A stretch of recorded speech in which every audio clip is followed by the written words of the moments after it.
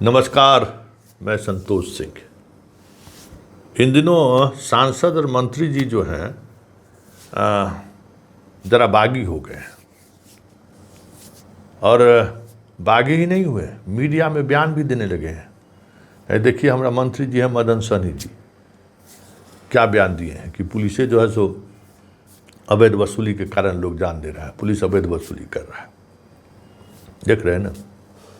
और दूसरा देख लीजिए, 2 दिन पहले दरभंगा का है मामला है, मधुबनी में जो है सो डीएम-एसपी बैठक पे नहीं पहुंचे तो सांसद लोग बहिष्कार कर दिए बैठक का। बड़ा हंगामा हुआ, अखबार में सुर्खियां बटोरी, चैनल के भी लोग चलाए और अब मीडिया में भी खबर है। उसके बाद आके लोग मुख्यमंत्री से भी मिले।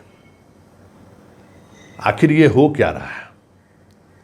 नीतीश कुमार के शासनकाल में तो ऐसा नहीं देखे। हाँ, मदन सहनी के बारे में हम लोग जानते हैं कि जब वो विभाग में असहज होते हैं, जब सेक्रेटरी उनका बात नहीं माने या कोई पदाधिकारी नहीं बात माने, तो कोई पहली बार बयान नहीं दिए हैं। नीतीश कुमार के समय में भी ये बयान दे देते थे। तो एक बार बयान दे के फंस गए थे, 15 दिन तक जो है ना मुख्यमंत्री इनको नीतीश कुमार जो है इनका हिसाब किताब कर देते। तो अंत में जो है सो हुआ कि अच्छा चलिए। तो जिस विभाग की मंत्री जी हैं, मद निषेध और निबंधन विभाग का, तो उस विभाग में जो है सो दारू पकड़ने वाला पुलिस इनके कंट्रोल में है? जो इनके विभाग का पदाधिकारी है, बताइए ना। इनके कंट्रोल में है, वो क्या कर रहा है? सो हर जगह तो वही धंधा कर रहा है। शराब बंदी जो विफल हुआ है उसमें इनके विभाग का कम बड़ा योगदान है, इनके विभाग का स्टाफ का कम बड़ा योगदान है। सबसे बड़ा मास्टरमाइंड वही सब है और कोई नई बात है। लेकिन आखिर ये सवाल क्यों उठाए? और उसी तरीके से सांसद अशोक यादव और फिर जदयू के सांसद दोनों सवाल क्यों उठाए? एसपी डीएम नहीं आ रहे, कोई ऐसा नहीं है एसपी डीएम नहीं आए होंगे तो भाई ये प्रकाष्ठा है कि 2 सांसद बैठक में हों, सारे विधायक हों और एसपी डीएम ना आए। तो इस खबर से 2 बातें जा रही हैं। एक बात कि अफसर बेलगाम हो चुका है, दूसरी बात कि मुख्यमंत्री का अपने पार्टी के पदाधिकारियों पर पकड़ देंगे, पार्टी के विधायक एमपी पर पकड़ देंगे। सार्वजनिक तौर पर इस तरीके के बयान देने से गवर्नेंस प्रभावित होता है। ये कई मौके पर, मतलब अक्सर ये बातें होता है कि जब मुख्यमंत्री कमज़ोर होता है ना, तो सांसद, एमएलए, एमपी, सब तरह का राज्यसभा, विधान परिषद के लोग बयान अखबार में देने लगते हैं ताकि मुख्यमंत्री हमको बुलाएं, हमसे बात करें। एक ये रहता है। उसी तरीके से मंत्री के मामले में भी है। वैसे दरभंगा के जिस मामले पर मंत्री जी इतना बड़ा बयान दिए हैं और जिसके लिए बयान दिए हैं वो पहले से ही हत्या का अभियुक्त है, और वहाँ अब दूसरे तरीके का पॉलिटिक्स शुरू हो गया है, तो मंत्री जी को पसीना छूट गया। मंत्री जी अपने पड़ोसी के पक्ष में बयान दिए, और वहाँ पता चला कि इनका जो एक दूसरा वोटर वर्ग है उसके हत्या का वो अभियुक्त है। तो कभी कभी बयान जो है सो परेशानी का सबब भी बन जाता है।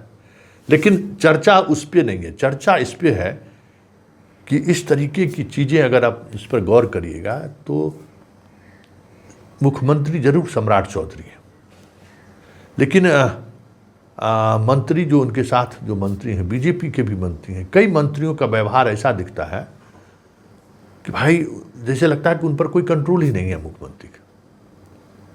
तबादला वाले में देख ही रहे थे, देख ही लिए कि क्या स्थिति हुई। 30 जून का डेडलाइन, तो डेडलाइन शिक्षा विभाग नहीं माना। शिक्षा विभाग जब 30 जून के बाद अगर आप ट्रांसफ़र कर रहे हैं तो विभाग फाइल मुख्यमंत्री के पास जाएगा। नहीं माने, 2 तारीख को ट्रांसफ़र किए और कह के ट्रांसफ़र किए। कई विभाग में ये स्थिति बनी है। तो ये जो एक मुख्यमंत्री का धमक होना चाहिए, क्योंकि मुख्यमंत्री के धमक पर ही व्यवस्थाएं चलती हैं, चाहे कोई भी हो, किसी भी तरीके का हो। मुख्यमंत्री जब तक धमकदार नहीं होंगे तब तक चीज़ें नहीं बदल सकती। मुख्यमंत्री का धमकदार होना बहुत ज़रूरी है। मतलब एक इकबाल, मुख्यमंत्री अगर मंत्री के सामने में लाचार हो जाए, मुख्यमंत्री विधायक के सामने लाचार हो जाए, तो पदाधिकारी सब तो इसी हिटलर सब बैठा हुआ है, वो तो मौके की तलाश में रहता है। कि मुख्यमंत्री कमज़ोर हो कि बस हम अपना इकबाल शुरू कर दें। अभी देखिए ना, अभी मुजफ्फरपुर कमिश्नर क्या कर रहा है, ये दिखा रहा है कि ब्यूरोक्रेसी किस तरीके से बेलगाम हो गया है। अब बताइए कि जो अधिकार क्षेत्र में डीएम का है, उस अधिकार क्षेत्र में जो है सो रोजाना ही है। अब बताइए कर्मचारी के ट्रांसफर पोस्टिंग में जो है सो कमिश्नर हस्तक्षेप कर रहे हैं, ऐसा भी हुआ है? इस तरीके से अगर होगा तो पूरी ब्यूरोक्रेसी में क्रश कर जाएगा ब्यूरोक्रेसी। कमिश्नर का अधिकार, डीएम का अधिकार, सेक्रेटरी का अधिकार, ये अधिकार को लेकर अगर क्लैश होगा तो क्या होगा, क्या होगा सोच लीजिए, अराजक स्थिति हो जाएगी। तो एक मुजफ्फरपुर कमिश्नर जिस तरीके से अभी प्रतिनियुक्ति रद्द किए, फिर खुद प्रतिनियुक्ति कर रहे हैं, ये हमें नहीं लगता है कि ये कामकाज करने का एसओपी होगा। ऐसे में तो डीएम को कौन कर्मचारी बात मानेगा?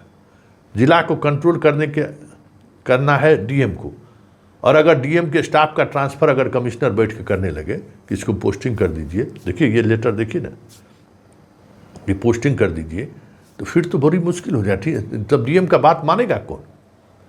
तो ये सिर्फ डीएम और कमिश्नर के बीच का मसला नहीं है, ये सरकार, पूरी सरकार का मसला है। सांसद का बयान, मंत्री का बयान, विधायक का बयान, जिसको जो बयान देने चाह रहा है वो बयान दे रहा है। उससे एक ही संकेत जाता है कि मुख्यमंत्री जो है सो कमज़ोर पड़ रहे हैं। और अगर ये बात ज़्यादा दिनों तक चली तब तो फिर सम्राट के लिए मुश्किल होगा बिहार चलाना, क्योंकि अभी इस तरीके से मंत्री बयान दे रहे हैं कि पुलिस, ये मंत्री के पद पर रहते हुए पुलिस उनका नहीं है क्या? एक बार बाबूराव एसपी था, उसके खिलाफ भी इसी तरीके के बयान दिए थे, और सरकार भी ऐसा जिद कि एसपी हटने के बाद डीआईजी बना दिया वहीं, जिसका खिलाफ कर रहे थे। तो नीतीश कुमार थे। नीतीश कुमार ये सब तरह के बातों पर एक उनका अलग मिजाज था इस सब चीज़ों को देखने का। लेकिन ये अफसरशाही कि भाई सांसद, दो सांसद, सब विधायक आए हुए हैं, हम बैठक बुलाएं और हम बैठक में नहीं जाए, ये भी एक पराकाष्ठा है।